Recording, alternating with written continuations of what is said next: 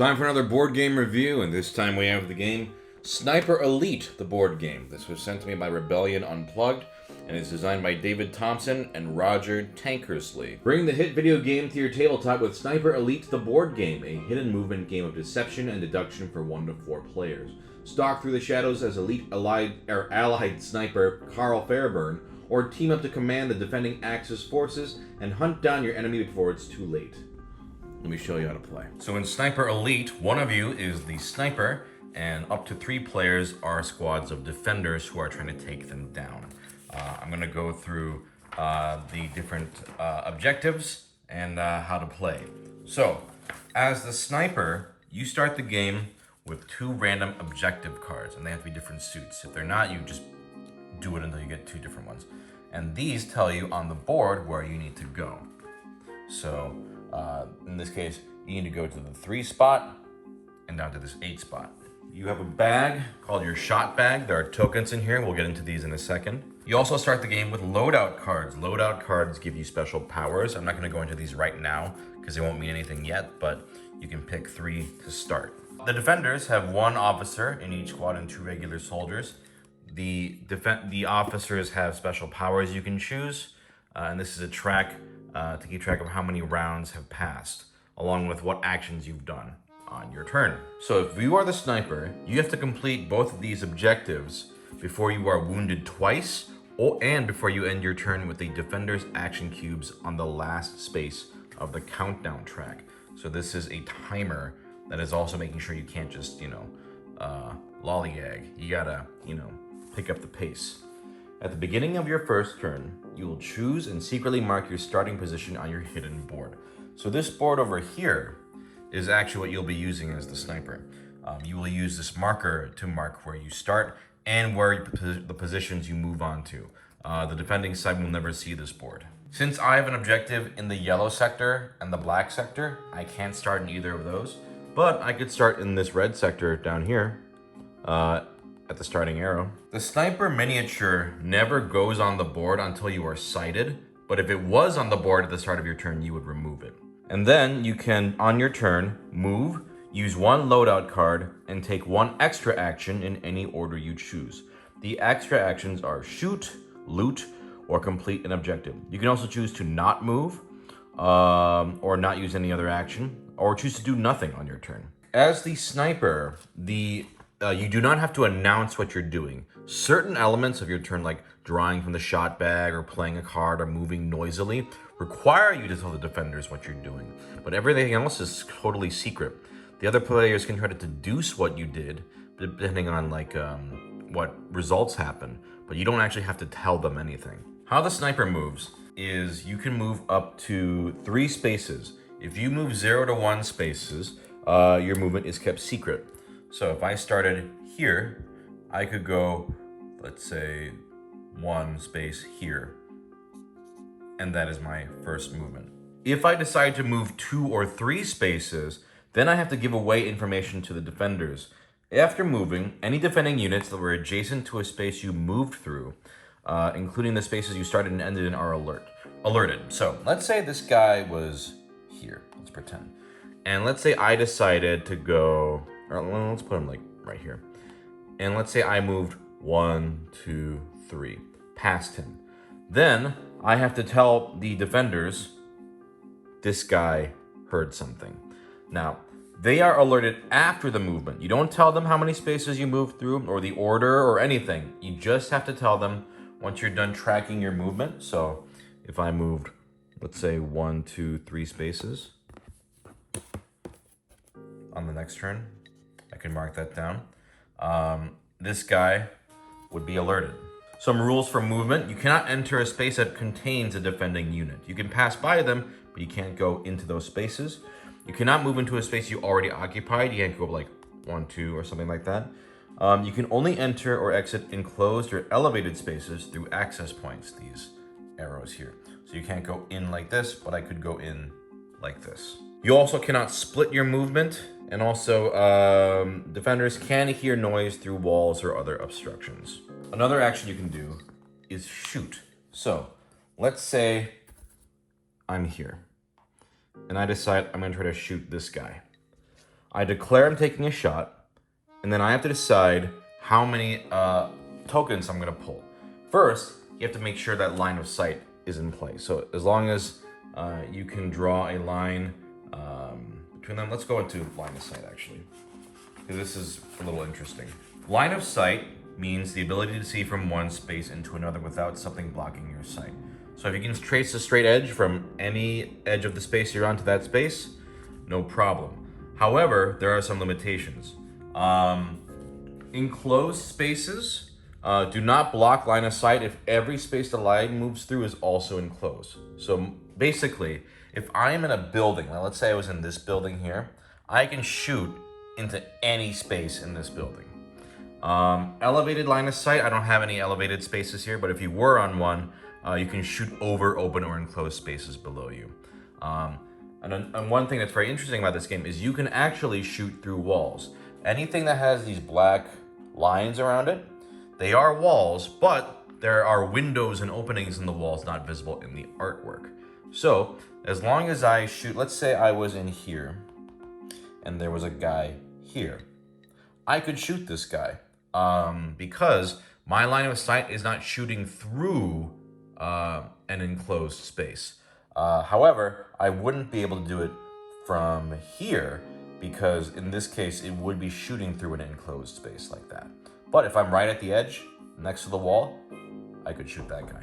So let's go through taking a shot. Let's say I'm here and I'm gonna shoot this guy.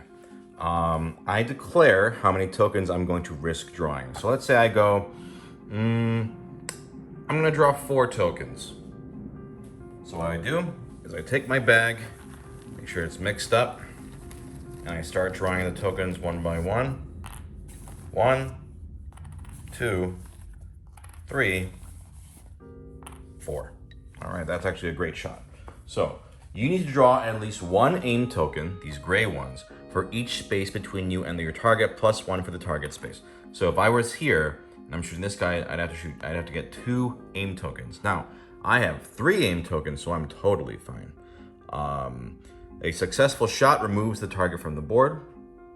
So you don't have to tell them anything about where you're shooting from, obviously, because it's a secret. All you have to do is say, I'm taking a shot, reveal the tokens, and then tell them if it was successful or not, and by removing the figure. Now, here's where the shots can get risky. If you're taking like a long shot, if you draw 2 or more of these red noise tokens, then once you finish drawing tokens, you must put your sniper miniature on the board to show them where you are. It reveals your location. You start with 2 of these in the bag, but you can get more of these throughout the game. If you manage to get suppression tokens, these can help you cancel out those noise tokens so that they do not trigger. Also, if you draw 5 or more combined recoil and noise tokens, that's these yellow ones are recoil, these are noise tokens. If you draw 5 or more, you completely misfire.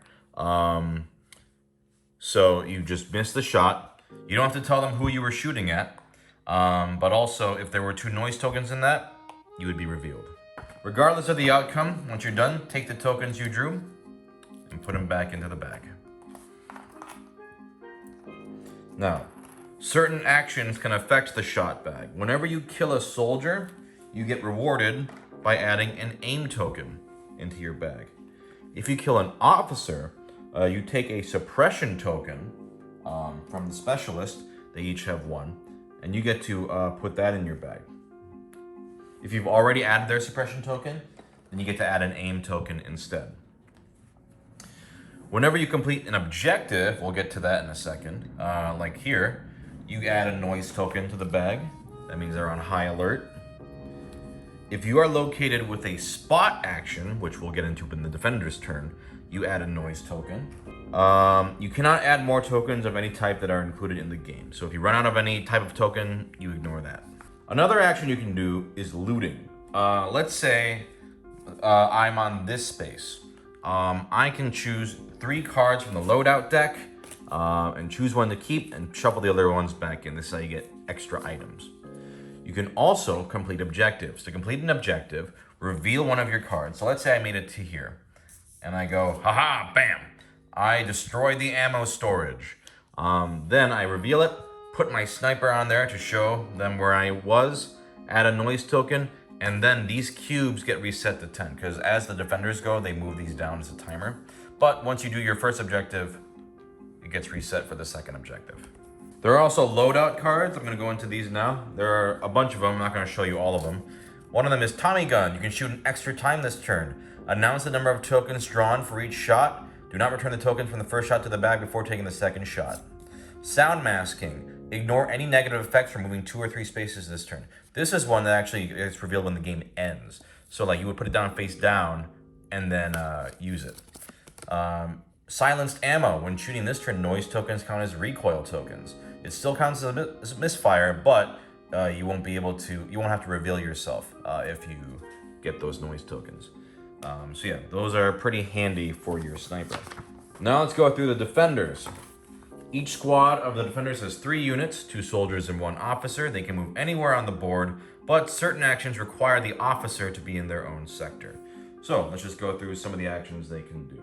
Whenever you use a unit's action, you move the color of that cube down to show that you've done it. One action can be move 2 spaces. Boop, boop, easy. Another can be attack the current space, dealing a wound. If you think you are on the same space as the sniper, you can attack the space. If they're there, they have to confirm, and the sniper receives a wound. If they get a second wound, then they lose the game. You can spot an adjacent space. So I can pick a space adjacent to my unit and say, hey, sniper, are you there? If they are, then they are revealed and a noise token is put into the bag. Sweep, I can choose 2 matching adjacent spaces to a unit. So I could do 1 or 2. Or if I was inside, I could do 2 inside spaces. You can't do an inside space and an outside space. So when I say sweep, I'm asking if the sniper is within one of these 3 spaces. If they are, the sniper has to say yes, but they don't have to say which of those 3 they are in. Another action is if your officer was killed, you can put them back onto the board. If you want to return a soldier, place a soldier off the board in a matching adjacent space to the officer, but that officer has to be within the correct sector. You can also dismiss a unit off the board if you want to put them back later, but they cannot be deployed again that turn. Another action you can do is gathering intel. If your officer is in the correct colored sector, use 2 action cubes, and what you can do is ask the sniper if they are in that sector with an intel action. If they are in the black sector, they have to say yes. If they're not, then too bad. There are also specialist abilities. These aren't all of them, but I'm going to show you some of them. When you use these specialist abilities, they can use them twice per game, and these can be used multiple times. You can't use the same specialist twice in a single turn, but you can use multiple different specialists in one turn. So, Jaeger, when attacking this turn, this officer may target an adjacent space instead of their own space. Radio Operator, deploy a soldier from any squad into a space matching adjacent to this officer. The officer may be in any sector. The soldier must have been off the board at the start of the turn. The officer cannot move this turn before using this ability, but may move afterwards. So if you want to, deploy someone outside of your region. Scout, move a soldier from this officer's squad to any empty space. The chosen soldier must already be on the board. They cannot take an action this turn either before or after being moved. Yes, so those are some of the possible specialist abilities. And yeah, some other quick things. There are different colored sectors, spaces, open spaces and closed spaces. There's difficult terrain, which you need 2 to move into.